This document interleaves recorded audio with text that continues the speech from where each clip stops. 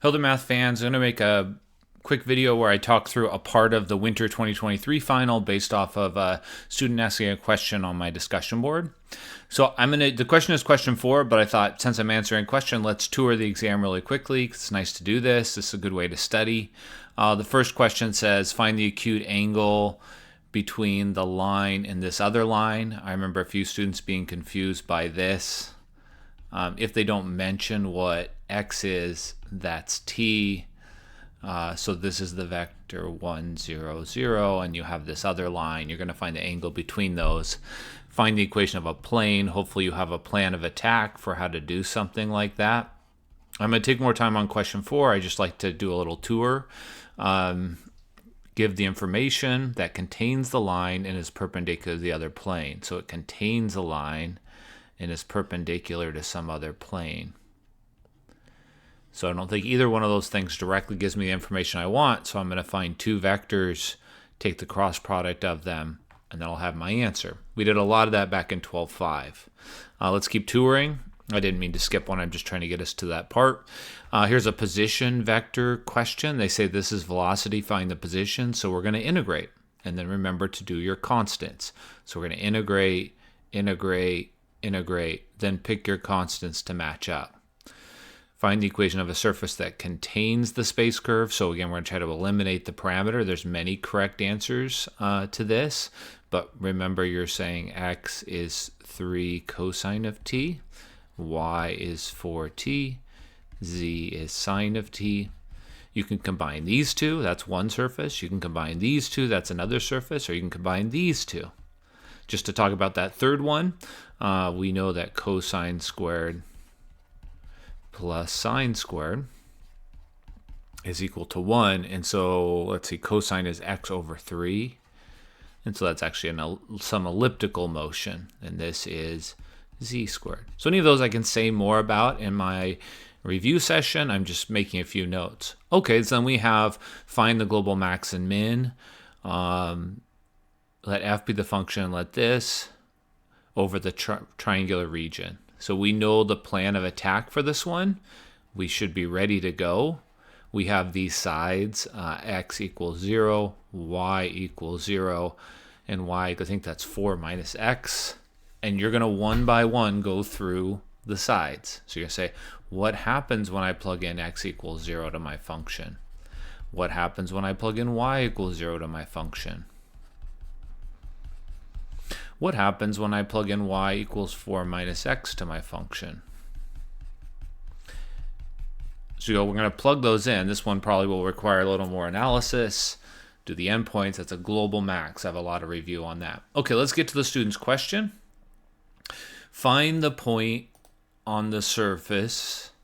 Find a point on the surface of this thing whose tangent plane is perpendicular to this line. So this is a question about the tangent plane. I think the tricky thing about this one is they don't tell you the point. Usually you're given a point, x0, y0, z0, or maybe I'll just call it A, B, C for ease of writing.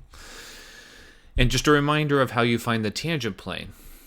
You put the z value here, you find the partial with respect to x, and you put the numbers in here. You find the partial with respect to y, and you put the numbers in here. So one thing that's confusing here is we don't know the numbers. In fact, that's what we're looking for. So, this is more of a general problem solving tip. When you find that you don't have the point you're looking for, label it as unknown. And I wouldn't label it x, y, and z because that's going to be confusing because you have x, y, and z everywhere else. We need the tangent plane to be perpendicular to this line. So if you were stuck here, you might draw this picture, you might compute the partial derivatives. So you should have a few things you can do even when you're stuck. So for example, I could find the partial derivative with respect to x, it's 2x, which means this right here is going to be 2a. And the partial with respect to y, that's negative 2y. That means this here is negative 2b. I also know what this is because it's what I get when I plug in. So it's going to be a squared minus b squared. At that point, I might be stuck. Now, what this has to do with is where the tangent plane came from. So if you remember when we got the derivation of, here, well, maybe I should say it this way. Back when we learned tangent planes, back when we learned the equation of a plane, we knew what these numbers meant. So if I threw some numbers in here, we learned that 3, 2, 5 was this normal vector. The fact that it's saying it's perpendicular to this line, we have this vector 1, 3, -2 that points this way. So the challenge of this question was how to put those things together.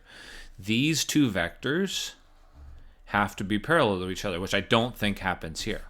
Now, if you forgot what it means for two vectors to be parallel, so this mixes a few things.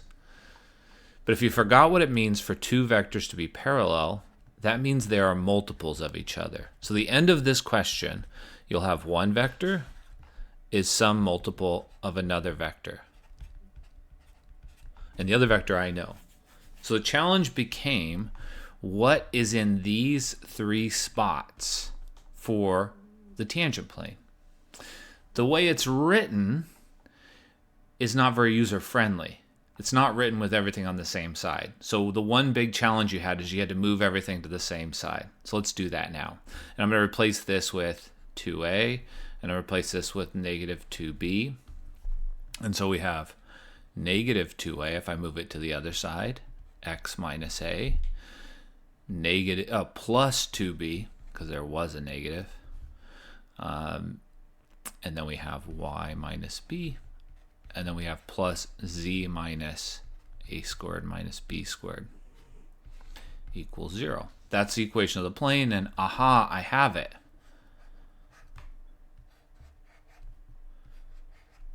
So this was -2a, 2b, 1.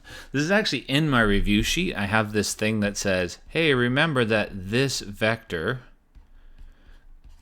is the normal vector for our tangent plane.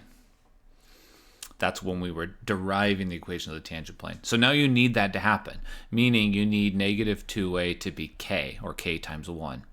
You need 2b to be k times 3.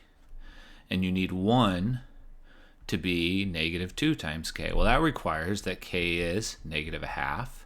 And you can plug that in and you know what A and B are. So it was a mixture of things. It was thinking about what does it mean for vectors to be parallel, but I hope that helps you a little bit. I think I'll stop there, and then for the next question, I'll tour other parts of an exam. All right.